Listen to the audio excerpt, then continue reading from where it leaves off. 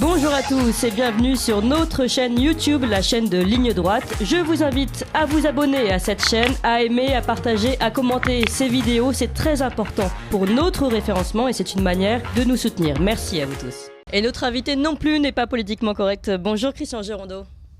Bonjour.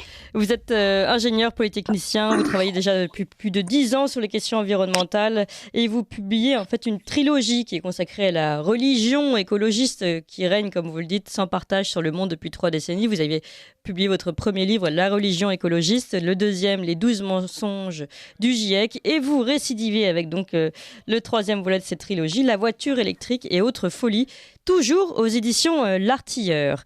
Et alors c'est vraiment très intéressant parce que la voiture électrique c'est quand même vraiment l'objet aujourd'hui qu'il faut que tout le monde ait en France et ailleurs pour sauver la planète. Et voilà que vous jetez un pavé dans la mare et vous dites que c'est absolument l'inverse. Et vous commencez par une citation d'Elon Musk en disant que le créateur de Tesla, lui-même donc qui lui-même généralise la voiture électrique avec ses différents modèles, et bien finalement lui-même a fait un aveu d'inefficacité de la voiture électrique. C'est bien ça, Christian Gérondeau ? C'est tout à fait ça. C'est tout à fait ça parce que la voiture électrique ne pose aucun problème quand il s'agit de faire des déplacements quotidiens. On peut la recharger chez soi à condition, c'est pas une petite condition, d'avoir un chargeur chez soi, ce qui n'est pas possible pour beaucoup de gens. Mais admettons que tout le monde puisse avoir un chargeur chez soi. Si on va faire 50 km dans la journée, on revient le soir et la voiture électrique est rechargée. Mais c'est pas comme ça que dans la vraie vie que ça se passe, ou plus exactement, on oublie que de temps en temps, on va faire des déplacements de longue distance. Et à ce moment-là, le problème devient pratiquement insoluble. Pourquoi ? Parce que quand vous prenez une autoroute, vous allez d'abord consommer beaucoup plus que quand vous roulez en ville, parce que plus on roule vite, plus on consomme, et vous allez être obligé de recharger votre voiture, et là, les bornes les plus performantes demandent une demi-heure pour recharger votre batterie à 80%. Vous êtes obligé de oui, contre un compter... plein, précisons-le, contre un plein à quoi, allez, 2 minutes, c'est sûr qu'il y a une différence. On compte 5 minutes pour un plein d'essence ou de diesel. Là, il faut une demi-heure pour recharger à 80%. Il faut prendre une marge de plus. Au total, l'autonomie, quand vous partez sur une autoroute, par exemple en vacances ou en week-end, elle n'est pas du tout l'autonomie officielle. L'autonomie officielle, elle tourne autour de 500 km.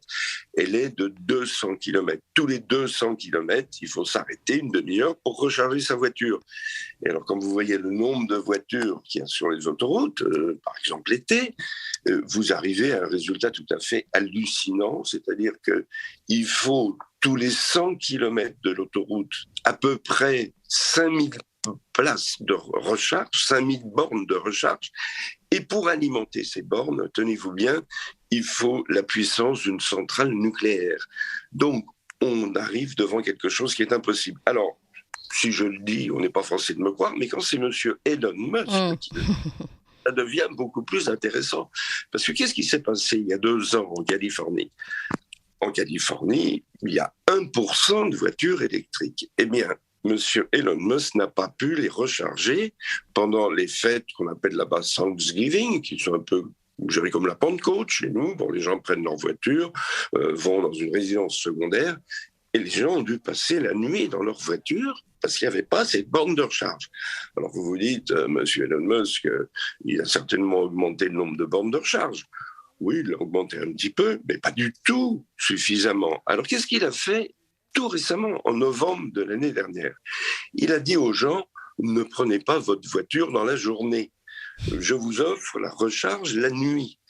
Bien entendu, ça n'a rien changé du tout. Ce qui s'est passé, si, ça a changé quelque chose, c'est que les gens n'ont pas pris leur voiture électrique. Parce ils n'ont pas pris du tout, évidemment.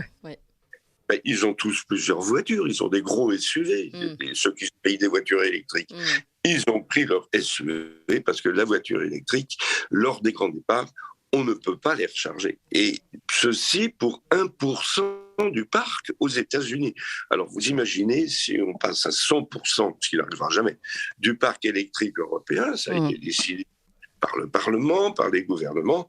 Eh bien, si on passait à 100%, ça veut dire que les gens ne pourraient plus partir en vacances au mois d'août ou à la Pentecôte s'ils veulent prendre un week-end à la Pentecôte.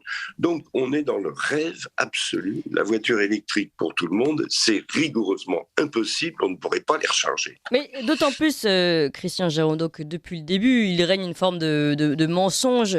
Pourquoi les gens en France, je ne sais pas comment c'est aux États-Unis, d'ailleurs, vous pourrez me donner plus d'informations, et pourquoi les gens en France prennent des voitures électriques? C'est parce que notamment, en fait, il est beaucoup plus facile de se garer dans les grandes villes comme à Paris, où il y a des places dédiées aux voitures électriques, et pour le moment, enfin pendant un temps en tout cas, des recharges gratuites. Et ça, c'est quand même bien pratique dans une ville où il est de plus en plus difficile de circuler et de trouver une place. Donc c'est ça la vérité, mais depuis le début, on se rend bien compte que si tout le monde passait à la voiture électrique, il n'y aurait plus de place. Donc de toute façon, on sait très bien qu'à partir du moment où ce système est démocratisé, il ne fonctionne plus en soi. On ne peut pas avoir que des places réservées pour voitures électriques si tout le monde a des voitures électriques. Donc en fait, la voiture électrique ne fonctionne que quand elle n'est pas démocratisée. Ah ben tout à fait. Et puis, il ne faut pas oublier que la voiture électrique, elle est chère. Elle est beaucoup plus chère que les voitures thermiques, par nature.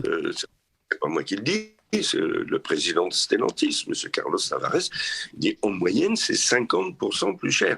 Alors, l'État donne des aides. Et là, c'est un autre aspect, je dirais, surréaliste, parce qu'on aide avec l'argent du contribuable les gens aisés, les gens les plus riches, à acheter des voitures électriques. Et non seulement on les subventionne quand ils achètent des voitures électriques, mais après, pendant que la voiture électrique va circuler, elle ne paiera pas les taxes que payent les voitures à essence et thermiques, qui sont une des grandes sources de revenus des pays européens. Donc, ça veut dire que si tout le monde avait une voiture électrique, ce qui, encore une fois, est rigoureusement impossible, il n'arrivera jamais, les différents pays européens se priveraient d'une de leurs recettes majeures. On sait très bien que ce qui s'appelait autrefois la TIPP, les taxes sur les carburants, malheureusement tous les automobilistes le savent, c'est très lourd. Et c'est une des grandes recettes des pays européens. Donc, cette recette disparaîtrait. C'est une des absurdités, j'en cite une douzaine d'absurdités. Mais celle-là, on est une parmi d'autres. Bon, autre chose, les batteries. Les batteries, ça pèse extrêmement lourd, ce qui fait qu'une voiture électrique moyenne, elle pèse 400 kilos de plus qu'une voiture thermique. Ça veut dire qu'elle va consommer plus, qu'elle va utiliser plus de pneus, qu'elle est plus chère, bien sûr, à construire, plus chère à entretenir.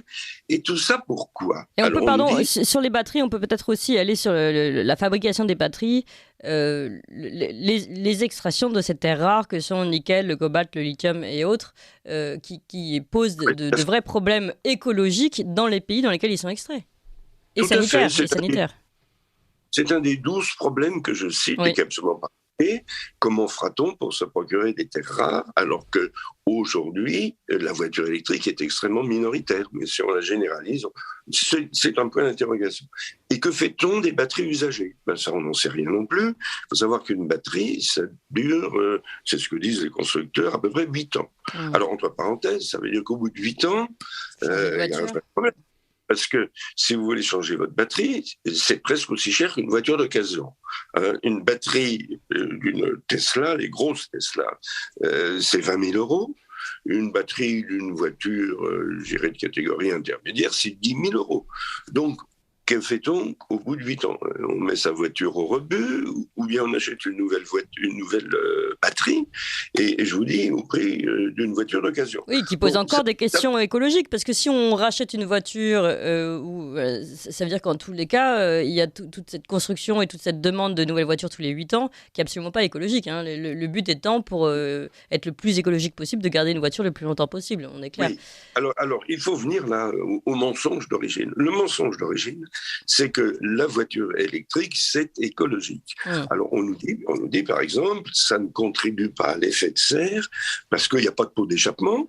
C'est vrai, une voiture électrique n'a pas de pot d'échappement, donc on ne rejette pas de CO2. Vous savez, le CO2 qu'on accuse de changer de climat. Mais c'est un mensonge de plus parce que on en produit du CO2. On en produit de deux manières, même pour une voiture électrique. D'abord, il faut la construire. Il faut construire sa batterie. Et une batterie, pour la construire, ça exige de faire appel à de l'électricité, à du charbon, à du pétrole. Donc, on émet du CO2 au moment de la construction de la voiture électrique. Et puis, dans la plupart des pays, on en émet quand elle roule. Pourquoi ? Parce qu'il faut alimenter les batteries avec de l'électricité et généralement, au niveau de la planète, si vous voulez, l'électricité, elle est majoritairement produite par des hydrocarbures et notamment du charbon. Alors, on voit ce qui se passe d'ailleurs actuellement en Allemagne, près de nous. On s'aperçoit qu'ils ne peuvent pas se passer soit de charbon, ils relancent leurs usines qui fonctionnent au charbon, soit de gaz naturel. On a beaucoup parlé du gaz naturel russe. Et le gaz naturel, quand on l'utilise dans une centrale électrique, émet du CO2. Donc une voiture électrique, elle n'émet pas de CO2 quand elle roule, ça c'est vrai, mais elle en émet indirectement quand on la fabrique et quand on fabrique l'électricité qu'elle utilise. Et quand on fait le total, on s'aperçoit que finalement une voiture électrique, ça émet à peu près autant en moyenne, autant de CO2 qu'une voiture diesel. Alors pourquoi favoriser la voiture électrique au nom de la sauvegarde de la planète ? Évidemment, ça n'a aucune justification. On est vraiment là dans un monde de fous.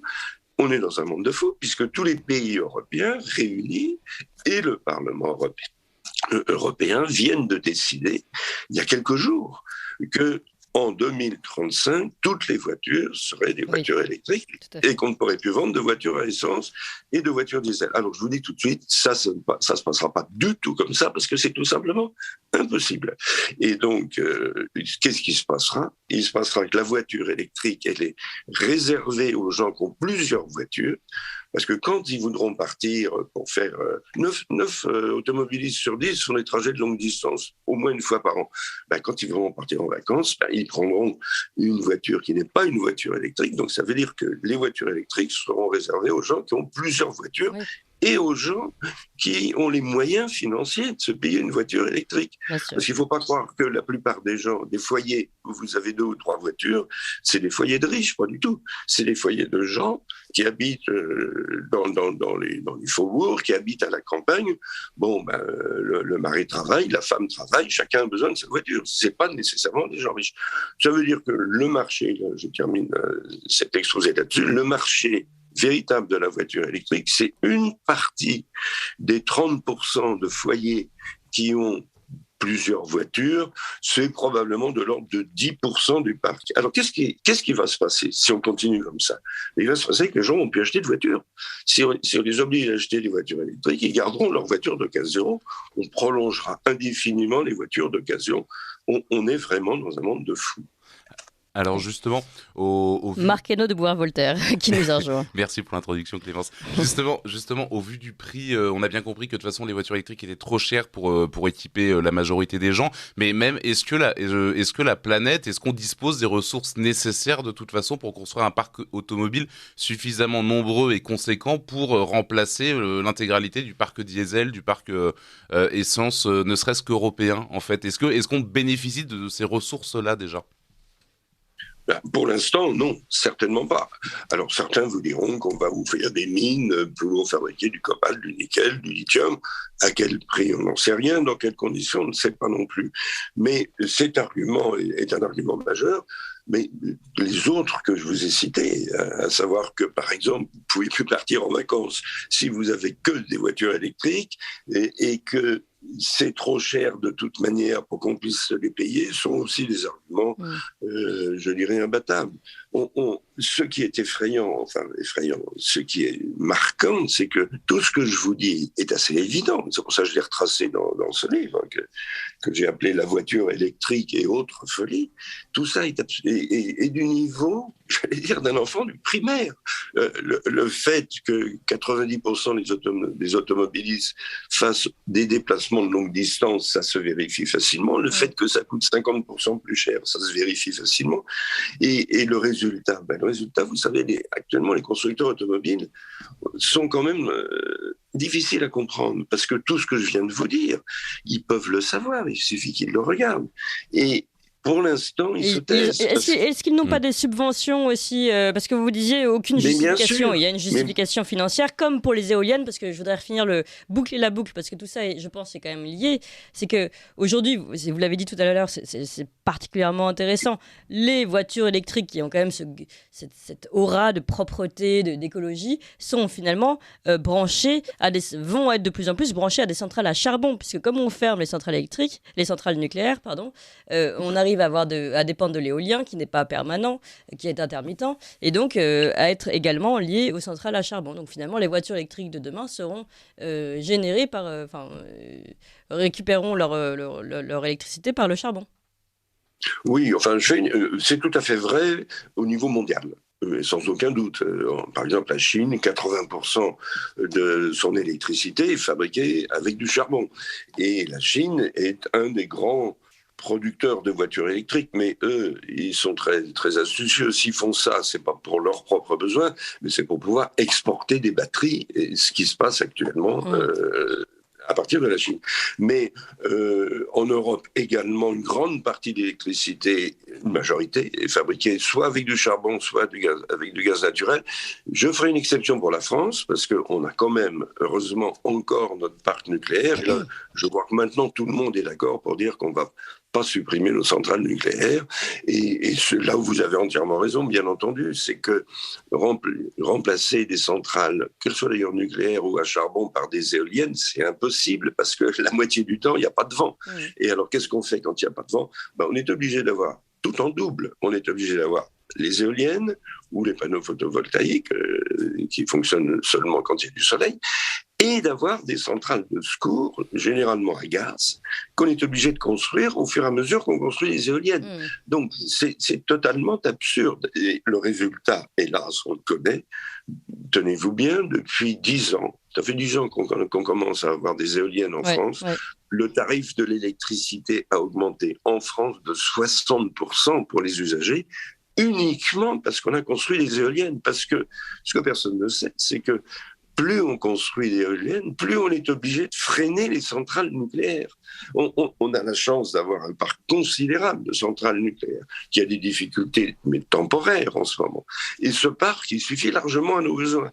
Donc, au cours des 10 dernières années, qu'est-ce qui s'est passé ? On a vu apparaître les éoliennes et on a été obligé de freiner les centrales nucléaires. Pour laisser de la place à la demande éolienne. On aurait eu trop de courant. Donc, on est vraiment, encore une fois, c'est vraiment un monde de folie dans lequel nous sommes.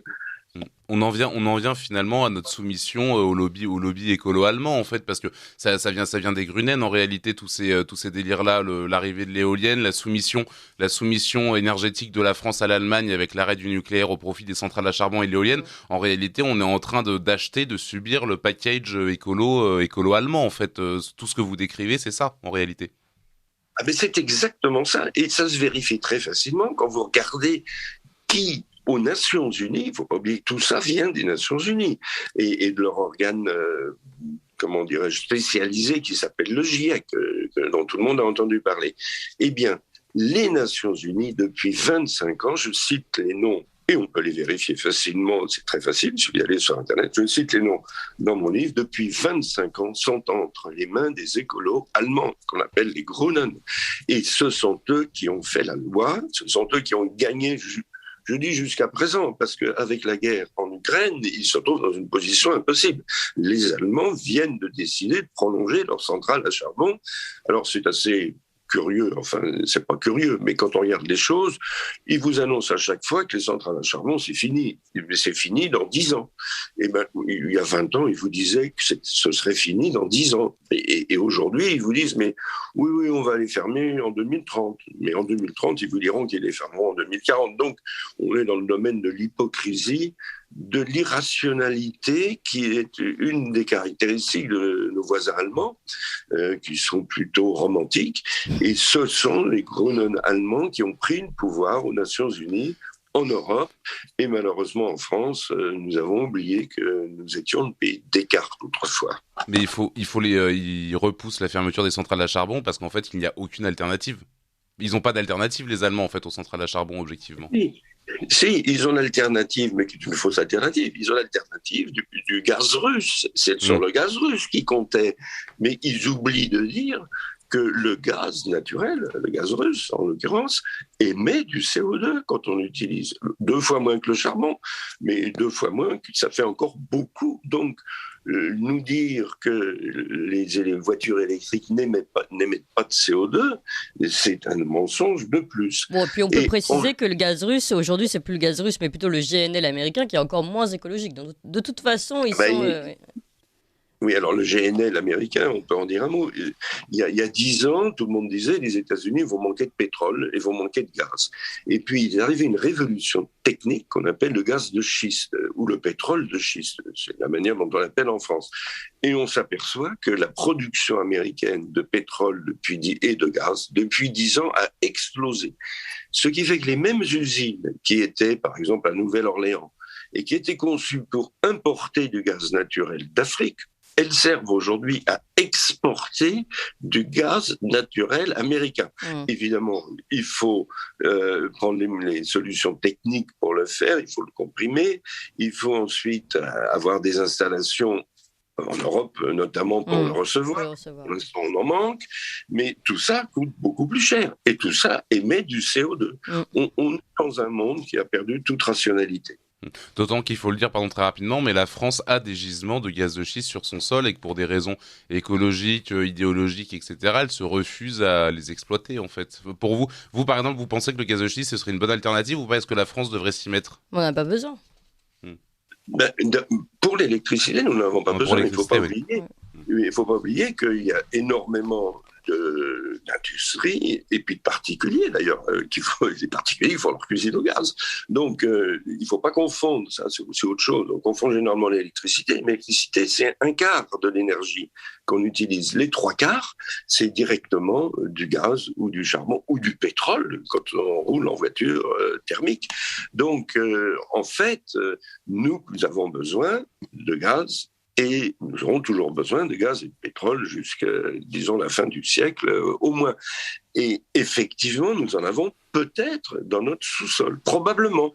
Mais la loi, qui n'est pas une loi du gouvernement actuel, et qui a été votée il y a plus de 10 ans maintenant, interdit des forages d'exploration. C'est-à-dire, autrement dit, on n'a même pas le droit de savoir si nous avons du gaz naturel ou du pétrole dans notre sous-sol. C'est absolument sidérant. Alors, les Américains fonctionnent tout à fait différemment, parce qu'ils ont une loi différente. Chaque propriétaire de terrain a le droit de forer un puits dans son jardin, si je prends l'expression à dessein. Et généralement, très souvent, ils en trouvent. Merci beaucoup. Merci beaucoup, Christian Girondeau. On arrive à la fin de cette émission. Je rappelle le titre de votre livre, La voiture électrique et autres folies, la religion écologiste, aux éditions L'Artilleur. Merci à vous. Vous appréciez cette émission? Alors aidez Radio Courtoisie à en produire d'autres, en indépendance totale. Rendez-vous sur soutenir.radiocourtoisie.fr. Merci d'avance.